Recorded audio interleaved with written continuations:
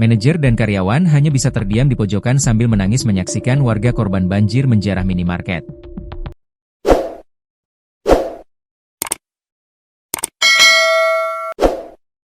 Diketahui sebelumnya beredar rekaman video yang memperlihatkan puluhan orang menjarah salah satu minimarket viral di media sosial. Peristiwa itu disebut terjadi di Tapanuli Tengah, Tapteng, Sumatera Utara. Dari rekaman terlihat puluhan orang berbondong-bondong memaksa masuk ke satu minimarket lalu mengambil sejumlah barang yang ada di dalam minimarket. Setiap orang yang keluar dari dalam minimarket tersebut selalu membawa sesuatu barang yang diduga berisi makanan. Peristiwa penjarahan ini diduga karena masyarakat yang terdampak bencana banjir dan longsor belum juga mendapat bantuan logistik sementara stok makanan di area yang terdampak banjir sudah habis, sehingga terpaksa menjarah beberapa minimarket. Betul, hancur sekali di sini. Sembako kosong, rumah warga banyak yang hanyut terbawa banjir.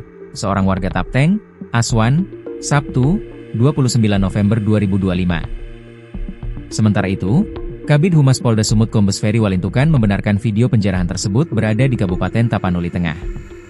Itu ditangani Polres Tapanuli Tengah, ujar Ferry.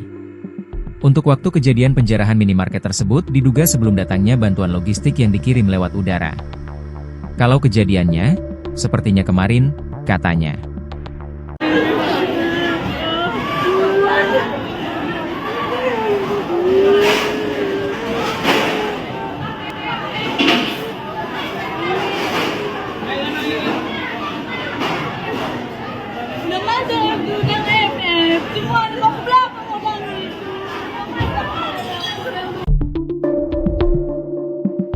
Warga Kota Sibolga, Tapanuli Tengah, Tapteng, beramai-ramai menjarah minimarket hingga gudang Bulog setelah diterjang bencana banjir dan longsor.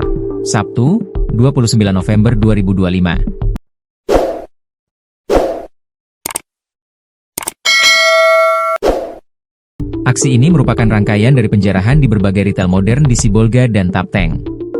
Warga menggasak habis bahan makanan dari berbagai tempat sekaligus demi menyambung hidup.